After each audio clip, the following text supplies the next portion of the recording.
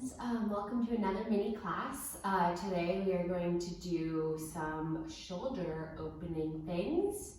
And yeah, you don't need any props, just like a mat or a soft surface, or if you want to go outside and frolic in the grass, you can do this on the grass. Maybe I'll do that one day, but it is currently snowing, so not today. Maybe you could do this in a snowsuit in the snow, but the filming wouldn't be as good. So here we go. We're gonna lie on our bellies. So come to lie down on your bellies, and your hands are gonna come out into like a goalpost position, and your forehead's just gonna come down to the ground. So it'll be our starting position. You're gonna place your left hand underneath your left shoulder, bring your right cheek to the ground, and then roll over onto your right side body.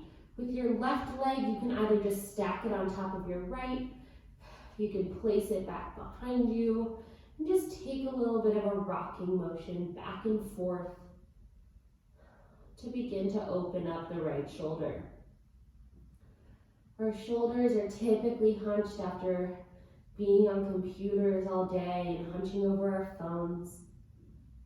So this is a really good one. Take one more breath. And then rock yourself back over to center. Both hands out into a goalpost. Place your right hand underneath your right shoulder, left cheek on the ground, and then roll over onto your left side. Left foot just stays here, or it can step back behind you, but try not to just have it like wiggling. I could even press it to the back behind me, or the wall behind me, because I have a wall here. So if you have like a couch or something nearby, feel free to use it for something. Try it. If it feels weird and you don't want to do it anymore, you can always go back to what you were doing before. Take a few more breaths, rocking back and forth. This side might feel more open or less open than the other. And then roll yourself back onto your belly. Place both hands up underneath your shoulders and bring yourself up to an all fours position. So hands underneath shoulders, knees underneath hips. I think that's my most common phrase that I say. And then begin to take your cats and cows, inhaling as you arch, exhaling as you round. And just keep going, noticing how your body feels, noticing where the energy is pressing down. Think about your little baby toes and your pinky toes. Are they all pressing down into the ground? Notice what your hands are doing. Do you have equal weight through all parts of the hand? And take this for 5, 4, 3, 2, and 1. And then we'll begin to do some fun little swims. So first, doing a backstroke, swim around your right hand and then flip your wrists around. And then same thing with the left. So now we're in a flip wrist position, and then swim a freestyle forward, normal hand with the left.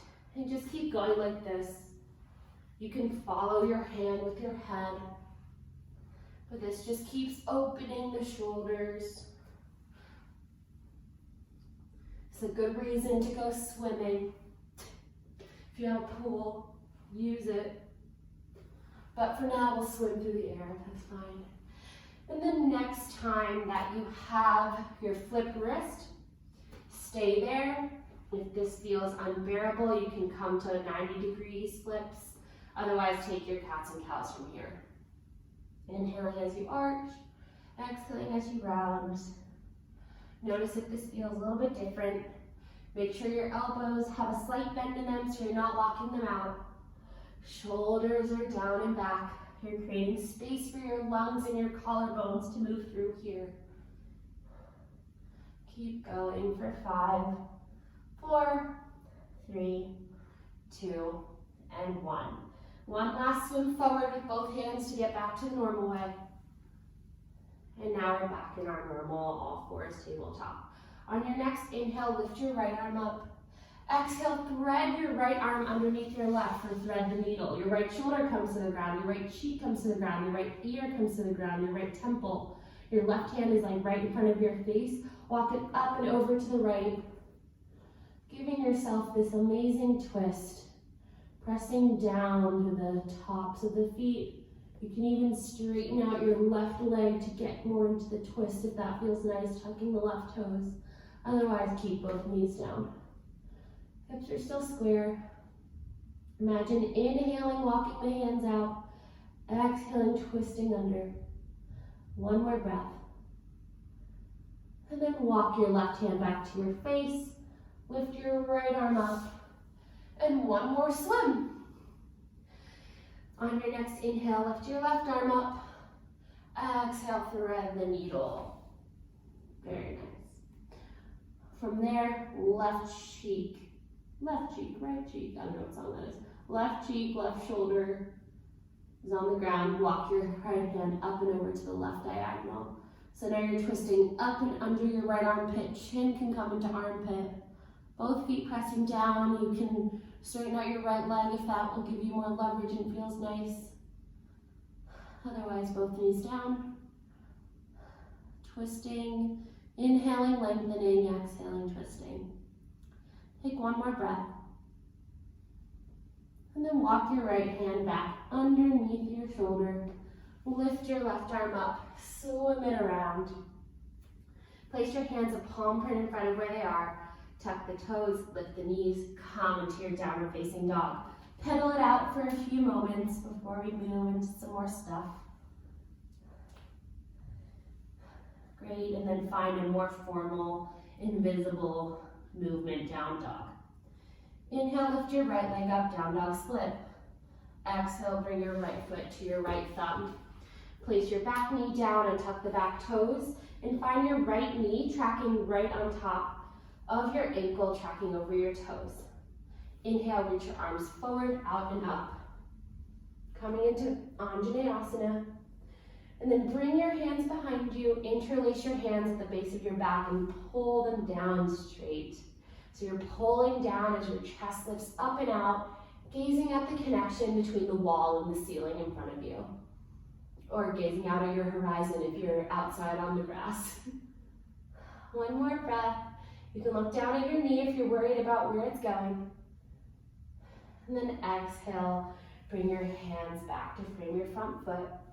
Tuck the back toes, lift the back knee, step your foot about in a footprint. We're coming into warrior one, so your legs are on train tracks. Left toes face the upper left diagonal, right toes facing forward. Come to a 90-degree-ish bend with your right leg and arms forward, out and up again. So maybe you can lengthen your stance, maybe you need to move it around, that's totally fine. But the goal here is to have your hips as square as possible, facing the front. Cool. So if they aren't square, you can widen your stance this way, or widen your stance that way, or shorten it to get there. From here, arms come back out into that cactus. Tuck your left elbow underneath your right. Grab for your right wrist with your left hand, and then make a fist with your right hand. Inhale, bend into the knee more. Lift your elbows up. Exhale, bend in on the inside of your right knee. Keep your hips square. Inhale up. Take this 3 times, total on your own time. And if you fall or wobble a lot, totally fine. No one is there to judge you. Ooh, I almost fell. And then come back up. And like this, step your left foot into a chair pose. So try to imagine your toes are in the same line, butt is back, feet or hips with distance. And then straighten your legs, arch your back a little, and let it go. Shoulders, wiggle around. Cool.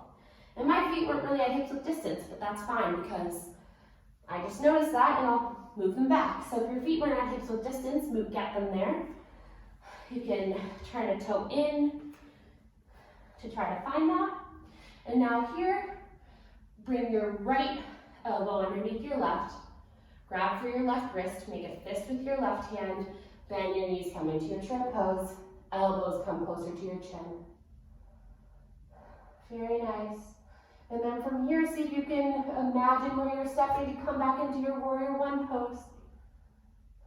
Cool. For a second, let's let our arms go and just find our measure. So my left knee is a 90 degree. My right toes are facing up towards the mat. My toes are on train tracks. Hips are square.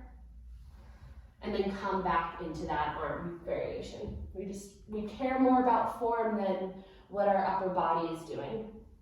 If you're wobbling, totally fine. And then once again, forward fold in. And then come back up to your little arch. Really using all parts of your feet to keep you stable, feeling the back of the right foot. And keep going one last time. And then let your arms go. Bring your arms up overhead, find your hips square, place your hands back down, come into a low lunge. Place your back knee down, untuck the back toes, find your left knee over your right knee. That would be funny. Left knee on top of left ankle. And then once again, arms forward, out and up for Anjaneyasana. From here, bring your hands back behind you, and then interlace them the weird way. So you did one way before, try to do the other way this time. Pull them back behind you. Then keep breathing. Gazing up at your horizon, at your future, thinking about what your potential can be. With your hands anchoring you back, taking what you've learned from your past and allowing it to push you forward. One more breath. Exhaling, place your hands down to frame your front foot, tuck the back toes, lift the back knee, step your left foot back, downward facing dog. Inhale, bring your body forward and through upward facing dog with the toes tucked. Exhale, bend the knees, take the butt up, downward facing dog. Place your knees down, bring your knees together, bring your toes together. So we're in what we call toe breaker pose, which might give you a sense of the type of feeling you'll be having, but untuck your pinky toes. Great, and I'm just gonna move to face you so you can see this. We're gonna do another arm variation in this pose. So you're gonna start, you have your arms like this, you're gonna cross them over, similar to what we did before, and then you're gonna interlace this way. And then I'm gonna bring them up like I'm a cool little dancer. And I'm gonna bring them here, and then you're gonna come under, and then come back over and lift them up. And take this 10 times.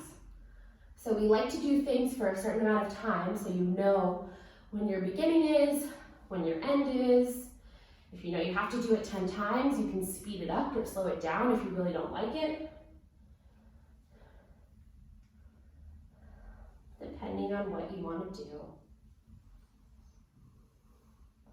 And I don't really know, I lost my count, so do one more wherever you are. And then we're gonna meet with our arms up overhead, my new favorite pose.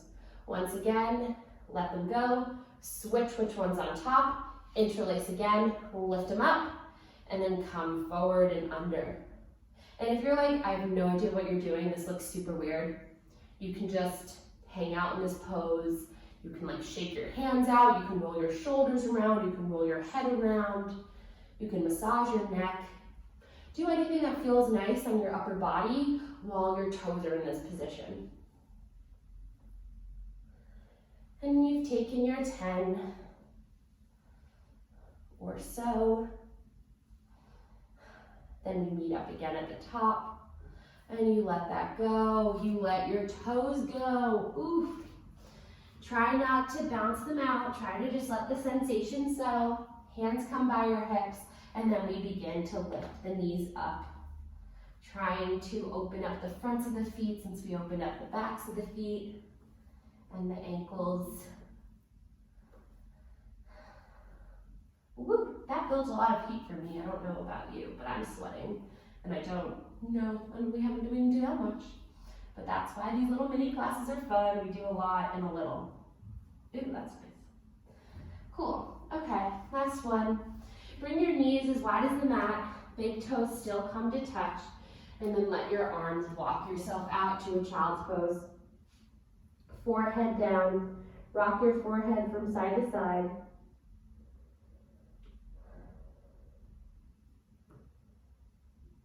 And then let's bring our hands by our feet. More weight is coming on the head, but your shoulders can release more. Still pressing back with the heel, with the butt towards the heels.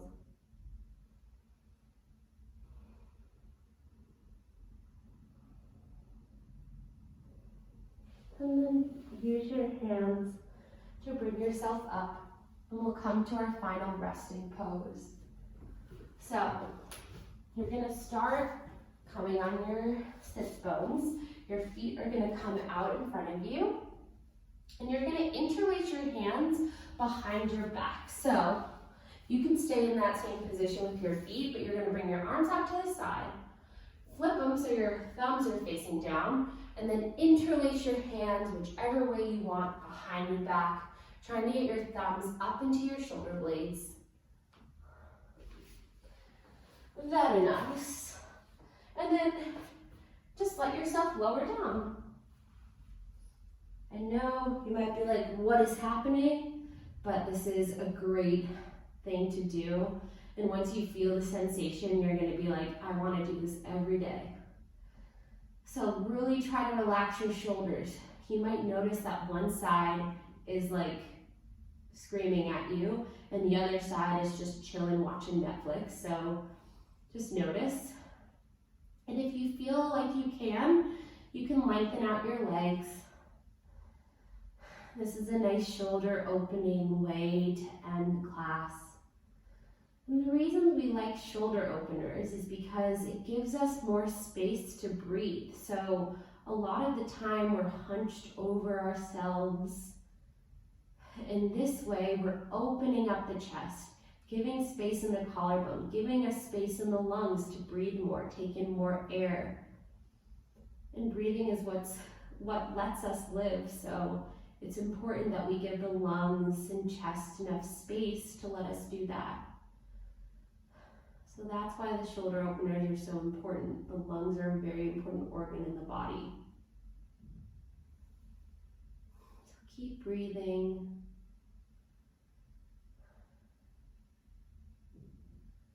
Breathing into the sensation. See if you can release and relax the shoulders a little bit more.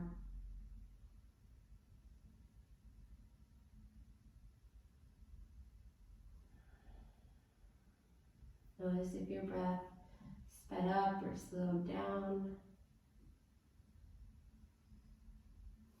And then if you lengthened out your legs, bring your feet back underneath your hips with bent knees. Lift your butt up just enough to release your hands, and then place your hands down on either side of you, palms pressing down, put your hips back down. Letting that sensation ground into the earth beneath you. Shoulders down and relaxed. They were up towards your ears.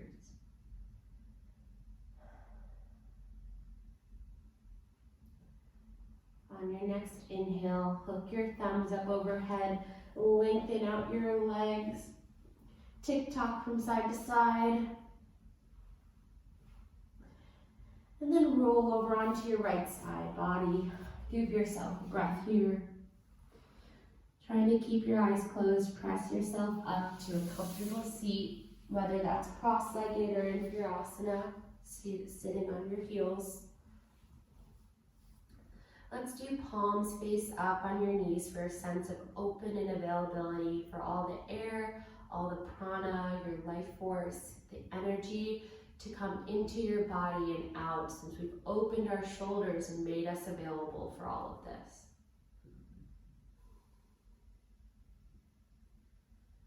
Press your palms together at the center of your chest. We'll take one deep inhale and exhale all together. Inhaling through the nose. Exhaling out the mouth. Bring your thumbs to third eye center.